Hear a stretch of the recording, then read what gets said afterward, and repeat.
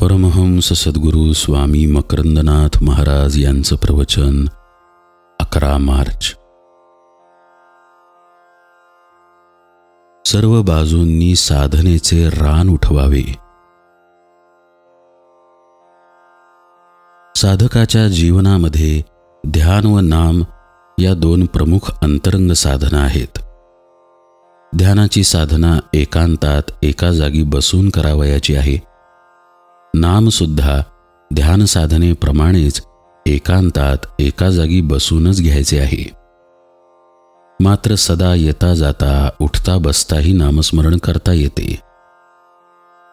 साधकाकरिता काम करता करता नामस्मरण करणे हा एक चांगला अभ्यासच आहे। प्रकृती पालटण्यासाठी त्याचा उपयोग होतो। प्रकृती पालट याचा अर्थ आपली प्रकृती दिवसेंदिवस अधिक शुद्ध होणे, सत्वगुणाची वृद्धी होणे। गोंदवलेकर महाराज म्हणतात, कर्माच्या आधी, कर्माच्या मध्ये आणि कर्माच्या शेवटी नामस्मरण केल्यास त्या कर्मातील दोष नाहीसे होतात। महाराज म्हणतात, तशा प्रकारे आपली कर्मे नामामध्ये गुंफणे सहज शक्य आहे। कोणी हे केले मात्र पाहिजे। भगिनी वर्गाने तर श्रीराम जय राम जय जय राम असे एखादे नाम घेत भाजी चिरावी, पोळ्या लाटाव्यात, केर काढावा। असा अभ्यास एकांतात बसून करण्याच्या साधनेला पूरक आहे। किंबहुना नामस्मरणाच्या मुख्य साधनेचा हा कर्मापर्यंत पोहोचलेला एक भागच आहे। कर्म करत असताना मौन बाळगणे ही सुद्धा एक अतिशय उपकारक साधना आहे। मौन साधणे हे साधकाला सर्वसाधारणपणे अवघड जाते। वाचेने मौन पाळले तरी मन गडबड करायला लागते आणि त्याचा त्रास होतो। मनानेही मौनात निर्विचार राहण्याचा अभ्यास थोडा थोडा वेळ जरूर करावा। साधकाला अशा मौनात शांतीचा प्रत्यय सहजच येतो। मौनाचा आपल्याला अंतर्मुख होण्यासाठी उपयोग होतो। स्तोत्र पठणही चांगले। शांतपणे अर्थाकडे लक्ष देऊन स्तोत्र म्हणावे। स्तोत्रातील आराध्य दैवत आपल्या हृदयस्थानी आहे असा भाव धरून स्तोत्र म्हणावे। त्यावेळी अवांतर विचार उठू देऊ नयेत। अशा स्तोत्र पठणाने चित्तशुद्धी साधते, अंतःकरण पवित्र होते। सर्व साधना या प्रकृतीवर म्हणजेच देहभावावर मात करण्यासाठीच करायच्या आहेत।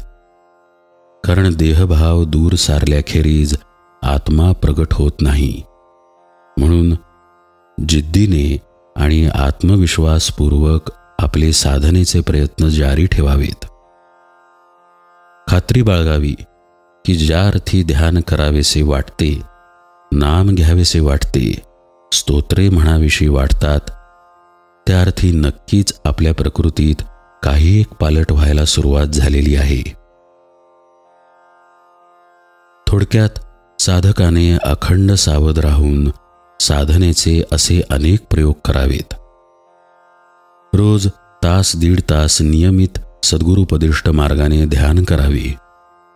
थोडे गीता ज्ञानेश्वरीचे चिंतन मननपूर्वक वाचन करावे। थोडा वेळ बसून शांत होऊन नामस्मरण करावे। ही झाली बसून करायची साधना। थोडा वेळ मौनाचा अभ्यासही करावा। काम करता करता नामस्मरण करावे, स्तोत्रपठण करावे। वर्षानुवर्षे दीर्घकाळ असा अभ्यास केल्यावर सहज वृत्ती आत्माकार व्हायला लागते।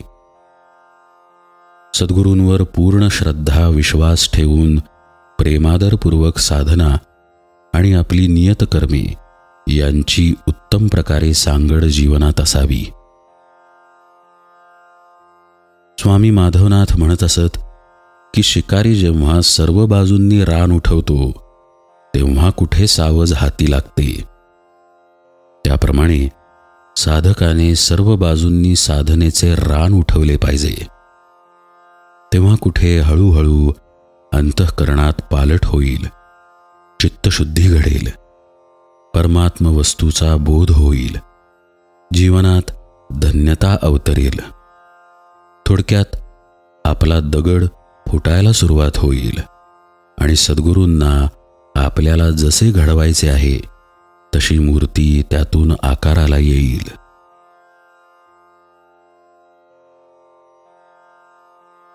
परमहंस सद्गुरु स्वामी माधवनाथ महाराज की जय. सब संतन की जय. जय जय रघुवीर समर्थ.